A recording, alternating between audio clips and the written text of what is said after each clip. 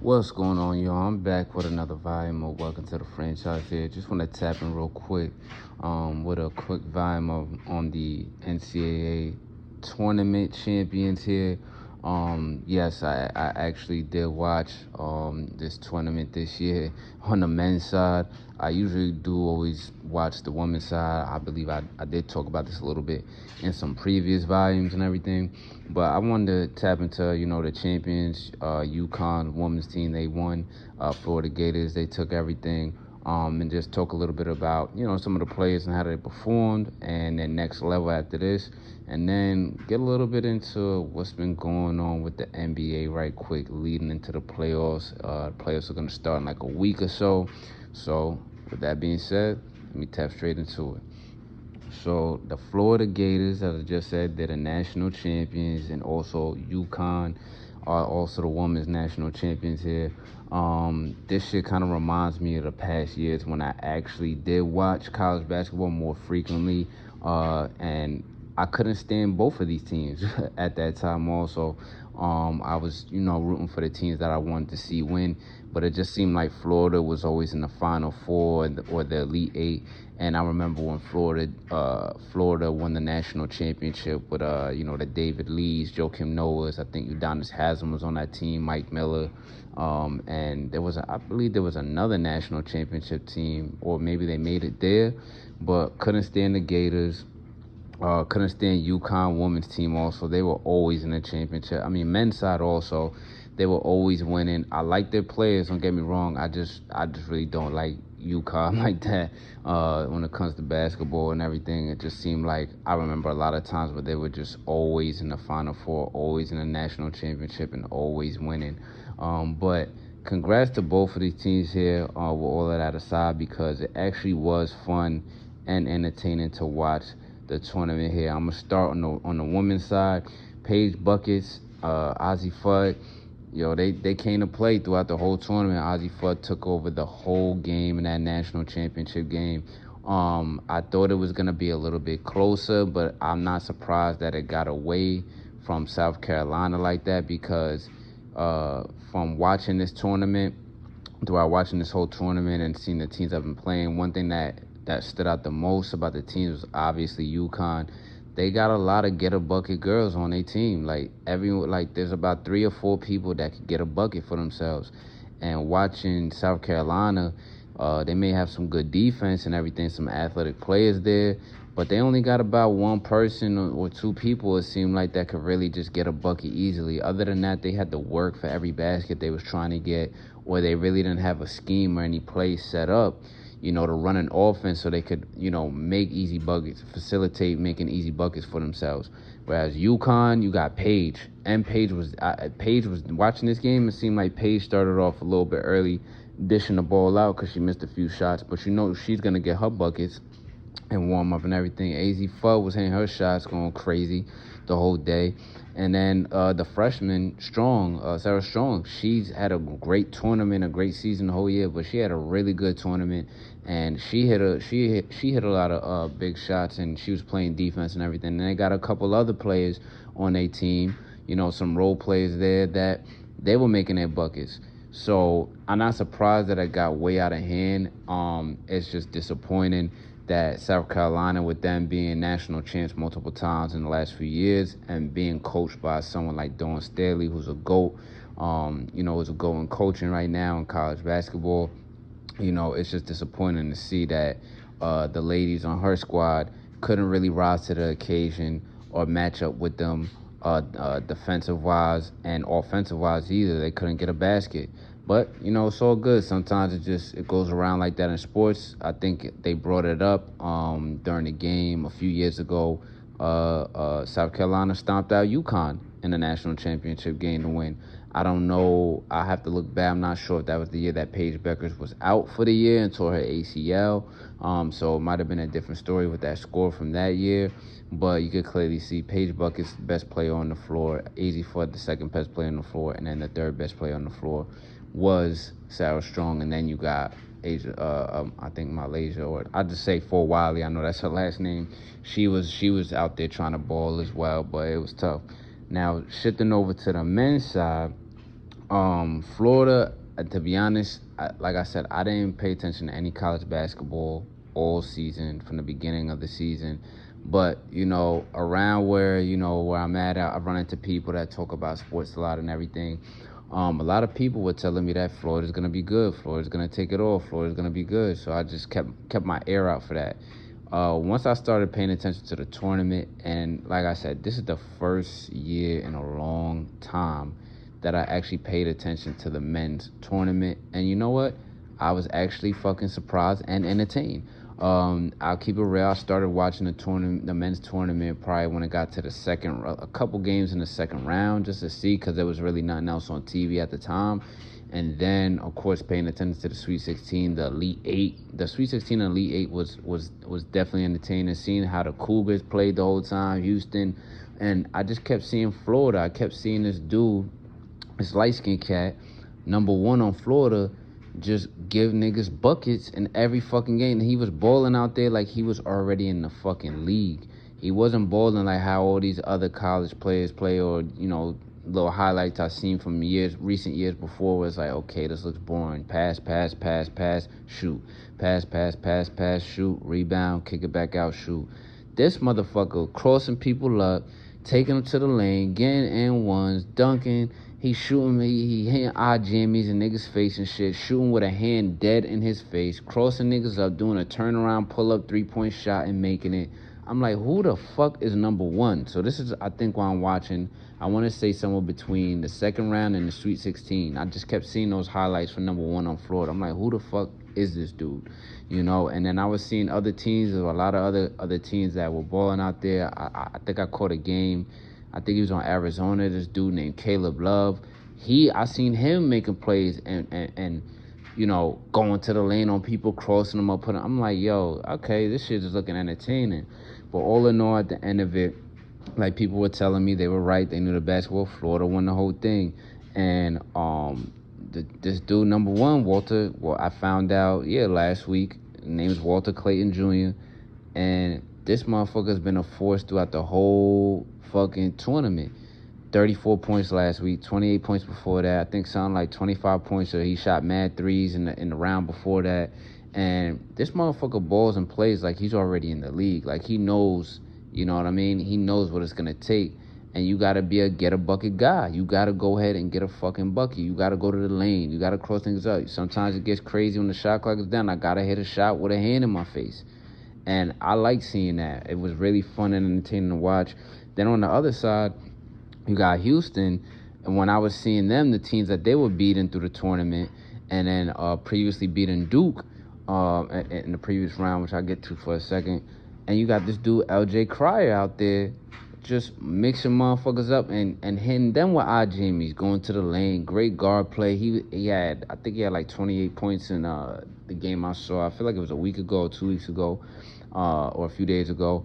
And, he scored in this game also, even though he had a little bit of a slow start. But the past few rounds, he's been a dude to keep your eye on also. Now, this is the type of basketball that is entertaining to see and I like to watch.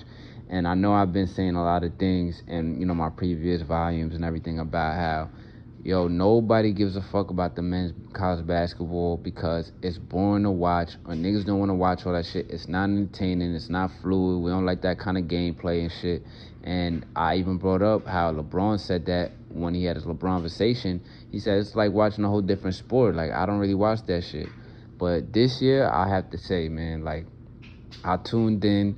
And I'm going to be one of those fans that said, I've been proved wrong this year. And I was like, oh, shit, like, there's actually something to watch here. But here's the other caveat to that is that what we seen and what we noticed here in both of these teams here and some of the other teams in the tournament that have been good to watch, or these two teams right here that made it to the championship or went deep and made it to the championship game, their starters were all like 22, I think, 22, 23, 24, or they were at least in school for 3 years, 4 years, or they transfer portal, or they were in the JUCO and this, that. But it shows that their veteran experience still matters in college as well. And we seen that with the Cougar and the Duke game. Duke was busting their ass for most of the game. They were in control of the game most of the time. I watched the rest of the whole second half, and I was like, yo, these young boys think they got it in the bag already. they're going to lose because Houston has been doing this the whole tournament, making comebacks on people playing scrappy and shit, finding any opportunity to get a steal and a bucket or an N1 and a putback dunk or a big 3-point shot for a momentum swing. They've been doing this the whole tournament, and these motherfuckers is all basically vets. They older. Whereas you got Duke squad is mainly freshmen, right? Freshmen or sophomore players, but they're young. And their main stars, Cooper Flag, who only, 17, 18, right? But that experience matters because when you go in that game against Houston, you go 10 minutes plus without getting a basket, and you only get 2 free throws from Cooper Flag because he gets fouled, and that you're not really running the offense. You're just leaning on that 15-point lead. You're just leaning on that 12-point lead. Oh, shit, now the shit went down to 8. Oh, we put it back up to 12 or whatever somehow, or you get fouled at the free throw line. We're leaning on that. Nah, that's not going to work. It looked like they were just lulling all the way by at some point in the game, and they could not hit a field goal. They didn't go to the basket. They wasn't doing any of the shit that they've been doing all tournament or all year, and that's where the youth showed. The youth and experience showed there, and they lost that game to Houston, who's scrapping. They're like, I don't give a fuck. Nobody believe in us. Nobody knows us, but we've been here before. We know what it's like, and we know what we got to do to finish. So that shit was fun to see. But, back to Florida with Walter Clayton, man. I mean, even at the beginning of this game, he didn't start off hot, but he was still making an impact in the game early by getting all the assists, and it was looking ugly for them where Houston was in control of the whole game until the end. And then you had a couple really key miscues in the end of that Houston game from one of the players there on the wing. And Florida's able to steal this one by 2 and win it. But the thing that was great about both these teams that I liked is they played free, fluid, a little bit of gritty basketball and everything. But they both got grit. They're both scrappy. They know how to come back from a deficit, and they know how to finish out if they got to come back from a deficit. Unfortunately, it didn't go in Houston's way to finish out like that. But all in all, a real entertaining tournament and everything. And I think that this may have to shift my perspective just a little bit going forward, that, some of us fans, some like me, that I was saying on these volumes and everything, like, I don't watch college basketball, it's boring, I don't give a fuck about it. I'd rather watch the women's, all that shit. Maybe we got to pay attention more, but also on top of the narrative that's usually out there, where it's like, oh, all these dudes are juniors, seniors, or 20-something, 20, da-da-da. They're not going to be draft prospects. You're not going to know them in a year when they go to the league and shit. And it's like, some of these motherfucking names I seen out here, I hope that I see them at a NBA combine or at least on a roster within the next 2 years or so. I don't want to see them going to the fucking Ignite or the G League getting lost in the fucking shuffle. No, put them on the roster. Let's see what they can fucking do. Because most of them are grown men now at 22, 23. You know what I'm saying? And they prove in this tournament that's like, yo, we want to watch them type of players. And then we want to see what they do in the league. I for damn sure want to see what the fuck Walter Clayton Jr. is going to do when he gets into the league. And it was a lot of prospects that I seen that was balling out, and it was fun to watch. So that's going to bring me to next, right? Cooper Flag and Duke with the choke. I mean, I already spoke about that a little bit. They choked in that game. And that was tough because I thought it was going to be Duke and Florida, and I was like, Florida's going to win it all. Just the way that they played, like I said, real scrappy, a lot of comebacks, and they finished them out. But Duke really choked in that game. Not scoring for 10 minutes is out of control. They're not really finishing it when you were looking like the better team in all positions. No one else wanted to score, could get a bucket. They would look like they were looking to Cooper Flag to get him out of trouble, and he couldn't even hit the clutch shot in the end. I don't put no negative on him for that. Like, hey, but honestly, you that guy, you the best player on the team in that moment, you gotta hit that shit. But it's not everybody's there all the time. But what I'm also hearing here, right, is even after this, you're still hearing the Cooper Flag hype, which I think they kind of gotta tone it down a little bit. I think he's gonna be good. I think he's gonna be a real good professional league. He could ball. I was kind of wrong a little bit in the past couple of games I seen him play. I was like, oh, he do got a little bit of a bag. It could get better, but he knows how to make space for himself to get. Of course, he knows how to get a bucket. He can shoot and all that, but he plays downhill, which is good. I already seen that, but I seen him with a couple crossovers, little spin moves, and everything. I was like, all right, he got a little something there. So maybe I was wrong there, but I think that the Cooper Flag hype needs to kind of calm down. To me, in my mind, they talking about him being on the Duke Mount Rushmore, and I'm like, they talking like he's a better prospect coming out than all these recent. I'm sorry, so he's better than Tatum, and he's gonna be better than Tatum. I don't know about that. So he's better than when Zion was coming out. I mean, he has a chance to be better than Zion. That's all through the career trajectory that we've seen thus far with Zion. That's all on him. But if Zion was really actually playing and serious about his career and everything like that, I can't even see him being better than Zion. You know, so that shit is kind of crazy to me. I think they got to tone it down. This guy's going to come to the league and be a really good professional.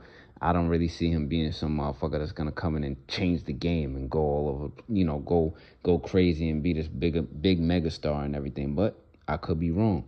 Now, some of the other prospects that I've been seeing that now, after watching this tournament, I want to see how they do going forward in the NBA, right? So some of the dudes, like I said, LJ Cryer, probably one of them players that you just like, hey, it was fun to watch you. He's probably not even going to get drafted or anything like that. But if he makes it to the league and you hear his name on the roster, I'm going to tune in and see what he does on that roster, what his role is going to be in the beginning parts of his career. Then you got dudes like Tyrese Proctor. I think he had a good tournament. It was fun to watch him play. Of course, the rest of the other dude guys like Con Canuple, Maluach, even Sion James. I liked how he played defense. I like that he was like a small forward that was running the offense, playing point at times and everything. Good hustle guy. I think he's going to be of value to any teams out there in the future. The dude, Janai Broom out of Auburn. I think it was fun to watch him. He had a really good tournament and a good season and everything. Who else there? And then I think one of the dudes that I kept seeing too is number 13 from Houston. I know I'm forgetting a lot of other players. I'll probably bring that up down the line, some more volumes when I'm able to get to it. Number 13 on Houston, Juwan Roberts on Houston. I don't know. I seen him really getting hustle boards, getting putbacks, making some plays. I know he's a lefty and everything. Game not all that refined or anything like that, but he looks like one of those dudes that might fuck around, and if he could, I don't know if he's a senior or not or whatever. I think he's a senior or junior.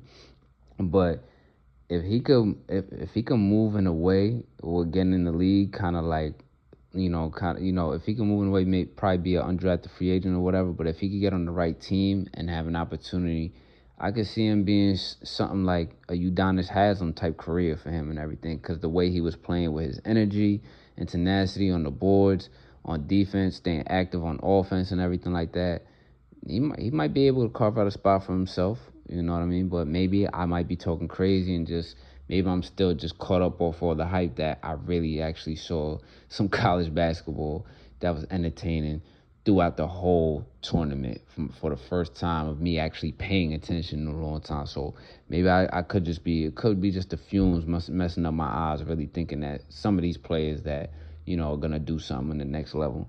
But moving on next to the NBA before we wrap up here. First the Grizz, now Denver fires their coach before the playoffs. I don't know, man, but a move like this, shit looking shaky out here. It's looking shaky out here with these organizations. That's what it's saying to me.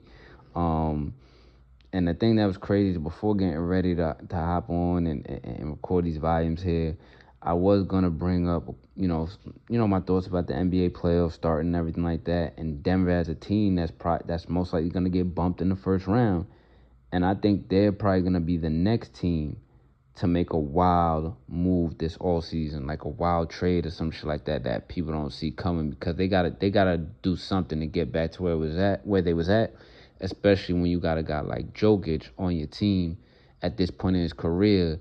You know what I'm saying? You got to take advantage of that. So I was really going to tap into that, but now we got Mike Malone getting fired right before the playoffs. It looks shaky. It looks weak by both these organizations, but Now it sounds bad because it sounds like there was beef between Mike Malone and the GM. Then sounds like there was a little bit of beef between Mike Malone and the players, and they basically tuned him out. So obviously it sounds like he lost the locker room and shit. But to me, I ain't gonna lie, I really didn't. Besides a few players, of course, outside of Jokic, but the few players like Aaron Gordon, maybe Westbrook, Christian Brown is a pretty solid, decent player, and then maybe a little bit of Michael Porter Jr. I ain't really like how this roster was constructed like that, and didn't think they should be in the seed or be winning the games they should be winning. When you got a motherfucker like Jokic, who one of, if not the best player in the league right now, you're gonna win a lot of games. You're gonna be up there to contend, especially after just coming off contending and winning a championship not that long ago.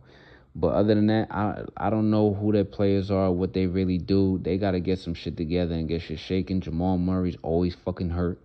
He's always fucking hurt. And if he's not hurt, he'll have a big ass game against the Lakers or some shit like that, or have a big ass game against the T-Wolves in a series and go back and forth with them. But then in the game where it feels like it matters at times, he'll flop and then he'll get hurt.